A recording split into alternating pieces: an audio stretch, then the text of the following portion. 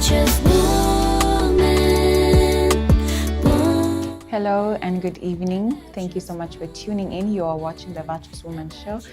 Thank you so much. Every Sunday we are here, we're seated on this couch, we're having conversations that matter, conversations that inspire, and we hope that we are a blessing to you. We hope that we're making an impact. That's our prayer, that's our goal.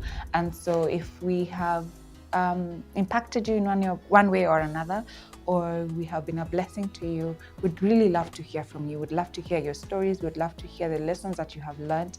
We'd love to engage and interact with you. So if you could reach out to us on our social media platforms, we are the Virtuous Woman Show across the board. We go live on Facebook. We are also on YouTube. And so if you could reach out to us with your story, we'd love to hear from you. Let us know where you're watching us from as well. Let us know if there's a topic that you'd like for us to delve into, to handle, and in the interaction with you will be a blessing to us as well. Thank you so much for always tuning in and allowing us to be a blessing to you. Once again, if you've not followed us on our social media platforms, you can go ahead and do so. If you're watching on the television screen, call a neighbor, call your sister, make a phone call, let them know that that we are on. If you're watching on social media platforms, go ahead and share the link. Don't be blessed alone, as I would normally say. Today we have a very interesting topic. We're talking about compassion in action. And so we have a lady with us on set. Her name is Maria Moses, and she is part of she does humanitarian work, and we'd like to hear her story. We'd like to hear what she does and how maybe we can partner or get to know how to engage in humanitarian work for those of us who may be interested. So karibu sana. Thank you. Thank you for coming. We are looking forward to hearing from you. But before we do, you can go ahead, look at your camera right there and tell us who you are. My name is Mary Moses, but in social media, I am known as Maria Moses on Facebook and Mary Moses on Instagram. I'm a teacher by profession, a graduate teacher, B.Ed Arts from University of Nairobi. I teach in a public primary school in Nakuru County. So what I do, I volunteer with cancer patients all around, those who are receiving palliative care at home, and also those who are in hospital, mostly at PGH or Nakuru Level 5 Hospital and the oncology department. I have done this since 2020 during the pandemic. That's when I went seriously into humanitarian work. Yes. Before we get to that, you mentioned that you teach something. Yes. What did you call it? AB Art or something? B.Ed Arts. What I is that? studied What is Bachelor of Education in Arts. What arts? Because I hear people say I studied arts, but what does that mean?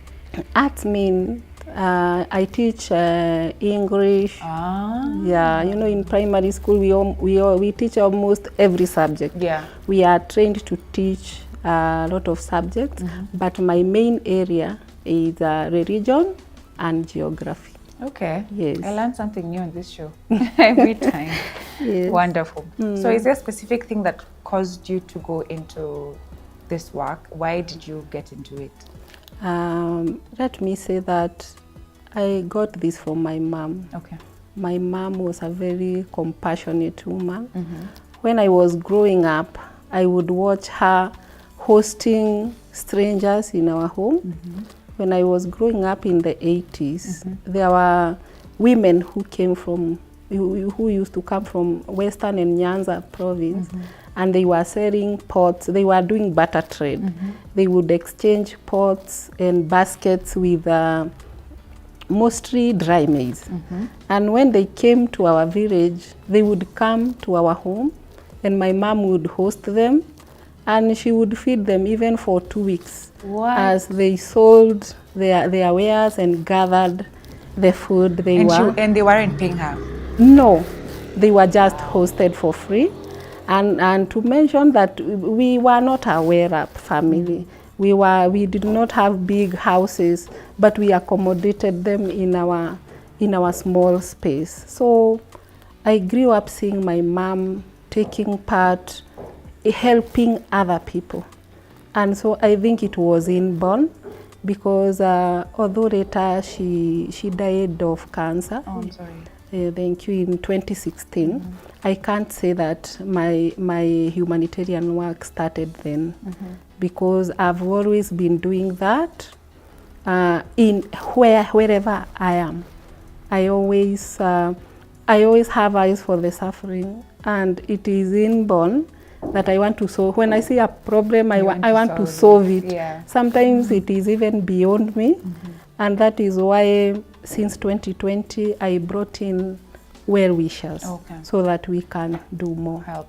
All right. Could you tell us a bit more in detail what you do exactly with the cancer patients? I liaise with the hospital staff, especially at the oncology department. And we have patients, cancer patients, who are diagnosed, but they do not have resources. Okay. They do not have money for chemotherapy, and we know that chemotherapy is very expensive. So here is where I come in. We pick such patients, we pay for them the chemotherapy, and then they receive the chemotherapy. Okay. And those who do not have health insurance, we raise money and we pay for their yearly NHIF. Wow. Yes. And NHIF then goes ahead to cover their chemo sessions? It covers their chemo sessions, but not in full. Okay. So sometimes they do not even have the top up, and they do not have money for tests. So that's where I come in. For the few patients I can, because there are so many. Yeah. The prevalence of cancer is very high as we speak. So it's not possible to reach all of them, but we do what we can. Yeah. Yes. Why cancer patients? I'm sure there are very many other areas or situations that probably would need your help. But what made you go into cancer? Was it because of your mother? Yeah, I would say that. And also, when I went for the first time at the oncology department, it was my birthday. Okay. And I decided, I have not been celebrating my birthday in any way, but that year I decided, why don't I raise money and buy adult diapers? Because adult diapers are very important for critical patients. Sometimes we overlook. It just came to my mind. I didn't even know how much they were needed. So I just did a post on my Facebook. I told my friends, on 16th of February is my birthday, and this month I want you, my friends, to help me to raise money for diapers, adult diapers. And the help was so overwhelming. Really? I was actually maybe hoping for like 20 packets or so, but people sent a lot of money. Actually, I had asked for donations. I had even given them a drop-off point where they would drop the diapers. But my friends all over the world, some decided to send money. Wow. So I ended up with a lot of money that I was not expecting at the time. Remember, I had not pre-visited the oncology department, so I decided to go there and tell them that on this date I will come with this and this. When I got there, I found the receptionist, the nurse receptionist, and she was literally shaking, because when I told her, and I told her how much money I had, she almost cried. Yeah. Her name is Arume, a very kind person. She told me that I have been praying for this. Wow. She told me that she had been praying that God will touch someone, because she was witnessing a lot of suffering in the hospital. So she told me, you know what you are going to do? With all that money, we are going to sit here. We are going to take all the patients who have been unable to pay for their chemotherapy, and then you are going to top up for their chemotherapy. And then I will call them to come and receive the treatment. And that's what she did. And they could not believe, because we would pick a patient and pay like 10,000. We would top up 10,000 or more. And therefore they were called and they came and received. Most of them I don't even get to meet them. And they came and they would come and receive the treatment. And they were so grateful. I can imagine. We also bought the diapers. We went around the wards in the hospital. We found so many critical patients, and they received it very well. It was just a good cause. Of course, I was accompanied by my friends. Yeah. And we really impacted on them, and I got to learn a lot. Wow. Yes. So you did all this on your birthday? I did that on my birthday. Wow. But now it's like God was putting in that particular path for a reason, because as we were donating those diapers in the Nyayo wards, I encountered a child. There was a child who was very sick. Actually, it's my friend I was with. We were giving diapers to a cancer patient on a bed. And then behind this bed, there was a child who was very sick. Yeah. A friend of mine saw him, and she was crying. So when I turned, I saw her crying, and I asked her, "What is it?" And she showed me the child. The child there was pus coming out of his ears. His legs were dry, like he did not have any blood. He was a 12-year-old boy. So when we went back, there was no family around, so there was no way we could inquire about him. At that day, the nurses was not, so they did not disclose anything. They asked us if we were family. We said no, and they did not disclose anything about the boy. So we gave him milk. We left him the diapers. But when I went home now after that birth, I was not at peace. I was not at peace at all. I remember it was a weekday, so I was doing this during lunch hour. So the next day when I went to work, I was just counting hours to the lunch hour so that I could go to the hospital and see the child again and hopefully meet his family. And fortunately, I met his family. And that child really changed my life. Because from that day, I would go to hospital every day. We bought drugs for him. But I later realized the boy had been in the hospital for 3 months. Wow. Without any improvement. Wow. But when I started seeing him daily, on a daily basis, taking milk, I would take fruits, and then I would show him a lot of love. The mother had not visited the child for those 3 months, but the dad was around. Okay. He was actually sleeping on the benches at the hospital. A very caring dad, a very old man. So I took them, I helped them, and this child, he could not walk, he could not sit, he had bed sores all over. But in 10 days, that child had completely recovered. Wow. It's like he just needed love and to see people that care. Wow. Actually, it was a dramatic recovery, and it changed me. And since then, I was now going to the hospital almost every day. Oh my goodness, what a touching story. Yes. I'm so happy to hear that he recovered and he came out of hospital. He did. Wow, Yes. beautiful. We will take a very short break. Please don't go anywhere. We'll be right back with Maria on this wonderful, beautiful topic.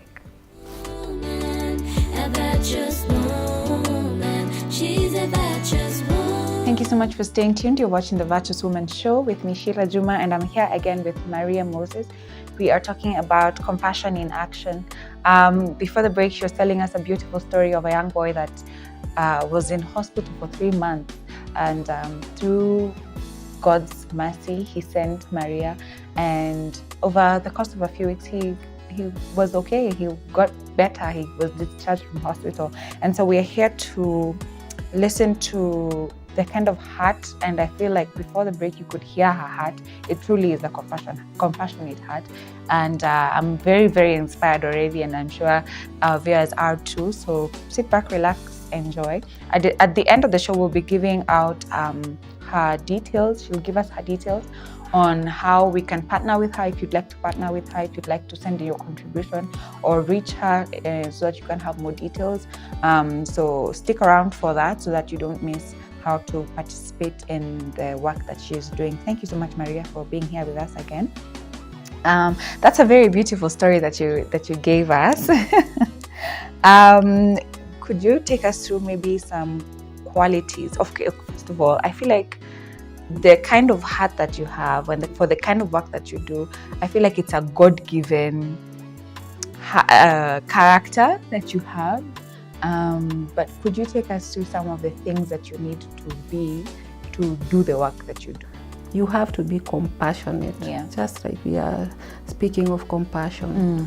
It has to be, it's something that cannot be forced. Yeah.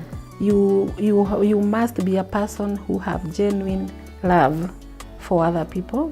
You must be a person who does not discriminate against anyone based on cultural background, ethnicity, religion. Yeah. You also have to be patient because sometimes when you are dealing with patients, there are patients who are going through depression, and sometimes they may not understand you. They may think that you want something in return. So you have to be patient so that you do not get angry. You also have to be firm, because in this field, in the field of humanitarian work, there are people who will want to manipulate you, or people who want free things. Yeah. So you have to be firm and you have to be hands-on. If you want to help, you should at least meet the people you are helping. Yeah. Not to deal with third parties. Yeah. Because there are people who will benefit when maybe it was not meant for them. Yeah. Yes. Something you've mentioned that I want to touch on. How do you handle the people who want free things or who will take advantage of you? Because someone who, I can imagine someone who has a compassionate heart or someone who does the things that you do, it's easy to take advantage of you and of your hand and what you're doing. So how do you handle that? And how do you spot this person nika anataka kuni take advantage? Yes. Yeah. Especially when I'm dealing with the patients, when I'm dealing with paying their bills, maybe clearing their bills, or maybe insurance. I don't send people cash. I don't give them money, the patients. I deal directly with the hospital. Okay. I pay hospital bills directly to the hospital account. If it is NHIF, I take their details and I pay directly to NHIF. If it's palliative care, those who are receiving palliative care at home, I usually take drug prescription. I buy for them the drugs. If they need food, I go to the market. You buy I buy food, because I realized when you give them money, they get used to the money and they will keep calling that they send me some money, send me some money. And that has happened? It has happened, and some will even feel entitled. There are people who you will encounter, a lot of different people who are entitled.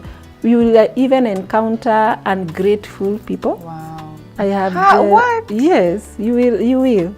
And you do not regret helping them. We have helped cancer patients who received treatment and they went to remission. Remission means now the cancer becomes undetectable and they go back to their day-to-day lives. Some will call back and say they still remember what you did. Some will not. And you do not have to dwell. You move on. You don't have to dwell with that. You don't wait for the things. No. Yeah. Yes. Wow. So you don't send money anymore, but do you used to? Rarely. Okay. Luckily, I think I learned this early enough. I prefer dealing with the hospital. Than with the patient. Unless the patient is at home, there are those who we have adopted. We have adopted some patients. They are very critical patients who live at home, not necessarily cancer patients. For example, we have a lady who is paralyzed from waist down. There were complications, I think, along the way. And therefore she has been bedridden since 2017. Wow. And she constantly needs painkillers, very strong painkillers, very expensive painkillers, and food. So that one, we form a WhatsApp group with my friends who are committed every month to give something towards her. We pay for her domestic worker, a caregiver. Wow. Every month? Every month. And also we send the money for the medicine and for food. Okay. Yes. So how you send her money? How we send her money. Okay. Because we know there is nothing else we can do because she's not in hospital. Okay. But she really needs the help. Wow, that's beautiful. Wow, amazing. How do you keep transparency? Because, for example, I'm sure you receive a lot of donations, money, help here and there. So how is there a system of accountability? How do we know how the money is being spent? Okay. In my case, I think here it's about the fear of God. Yeah. Because as you can see, I'm employed. I'm employed fully. So I do not have an active organization that I have an office. I have people to send, auditors or something like that. What I do not collect money to keep for a later date. I deal with the cases as they come because of the nature of my work. And even where I work, in school, we have the pupils in school. You find that there are also patients that we reach through children in school. A child will come and tell you, my mom is sick, my mom has been sick. We have dealt with very delicate cases. So personally, because they send the money to me, I am accountable for that. Yeah. Yes, and I collect for a certain case and we deal with it. And sometimes I'll stay for some time because of maybe I'm busy. But when there is a case I am called to take care of something, I raise it and then people come in and they solve it. Okay. Yes. Beautiful. So the fear of God, this is a born again woman. She loves God, she fears God. Yes. So you can be assured. All right. What do you see this becoming in the future? What is your vision for what you do? My vision is to reach more people. People are suffering out there. It's sad, but it is a reality that patients mostly do not receive emergency intervention if they do not have resources, money. So you will find a patient may die because of something very simple. I'll give an example of cancer. A patient may be diagnosed with maybe even stage 1 breast cancer, but they do not have money completely, even to pay for the health insurance or even to start treatment. So what they do, they go back home, they stay, and the cancer now, because it has already been touched, it escalates now to the other stages, to the point of spreading to other organs. While if it was caught at that stage 1, it would be treated and the person would go back to their normal life. So my vision, or my hope, is that in future there can be universal health, whereby the government has mechanism to really pinpoint those people who really need the help, and also to have social workers to visit them and really help them, because it is a pandemic. Yes. Do you plan on visiting a government office soon, one day maybe, to discuss these issues? Yes. I hope. Actually, The former county government was very supportive, although at that sometimes I would appear like I was an activist, which I'm not, because I would be very pissed off when I found children who has been detained in hospital because of bills. And in such cases, I would not raise money, but would appeal to the county government to release them. There was a child who had stayed for 19 months in hospital using oxygen. He was like almost abandoned by the family because he was not improving. And when he died, he had a hospital bill of around 450. So we had to talk to the county government nicely, and they released him. Wow. They released the body to the family, and he was buried. Yeah. So I hope in future such cases, desperate cases, can be addressed by the county government, by the national government, because we really have a lot of needy patients, even as we speak in hospital right now, especially with the doctors' strike.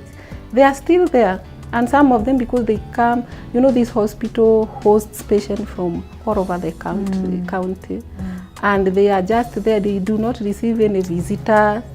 Some even die, and their family find days or weeks later. So we really have a problem, and I think our social workers should really need to do more. Yeah. All right. Yes. For anybody out there who would like to partner with you or get in touch with you, where can they find you? My phone number is 0721 663828. Once again. 0721 663828. Okay. Yes. Amazing. She is Maria Moses as well on social media, as she said earlier. So thank you so much, Maria, for coming. May God bless you. Amen. And bless you abundantly. Amen. And help you to reach heights that you never imagined. Amen. So that you can help even more and more people and do more than you can do right now. Yes. Yes. Thank And you. may God give you favor. Amen. Amen. Amen. And Thank let you so God. much. Amen. Thank you for having me. Absolutely. Thank you so much for staying tuned. Please, if you can, reach out to Maria and support her in whichever way you can. Let's pray for her, and let's pray for more people like her to rise up and take responsibility for what is going on around our communities. Thank you so much. That's all the time we had today. We'll see you same time, same place next week. Have a great rest of your week. Bye-bye. The Virtuous Woman, woman, a virtuous woman.